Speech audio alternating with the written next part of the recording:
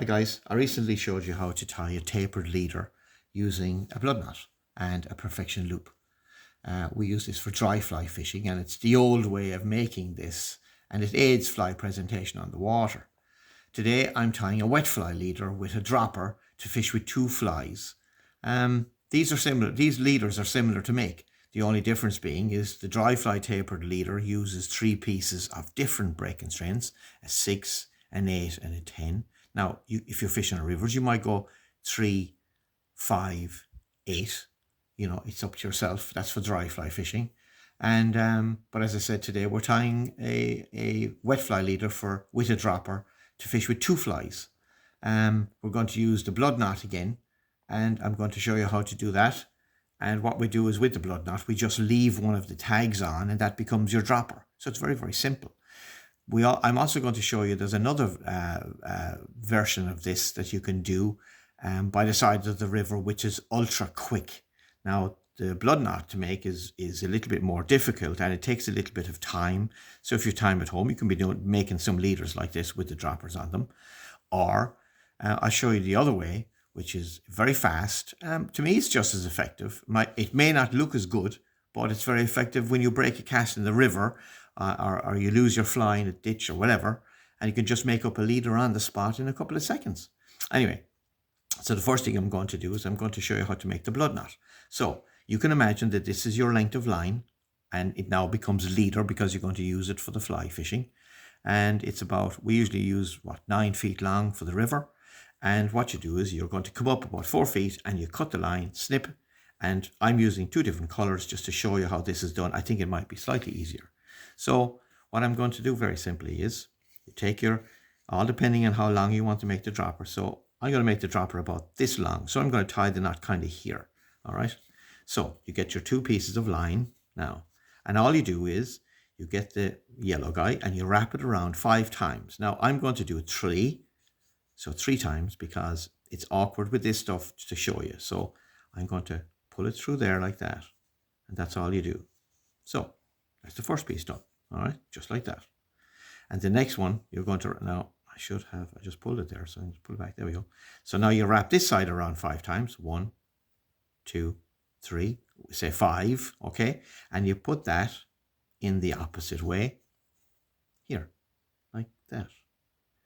Hands are a little shaky. There we go. Now, so that is what you have, just like that. You can see that there now. Hopefully you can see that. Very simple. Now, as I pull this, I have to hide.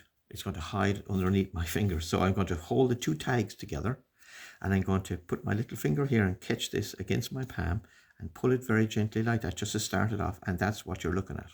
And as you pull them, this is what you end up with. So you can imagine this is wrapped around 5 times on that side, and this is wrapped around 5 times on that side, and it locks into each other, and that's the blood knot. Very simple. And as I showed you that for the dry fly fishing, it's the same thing, just different strengths of line.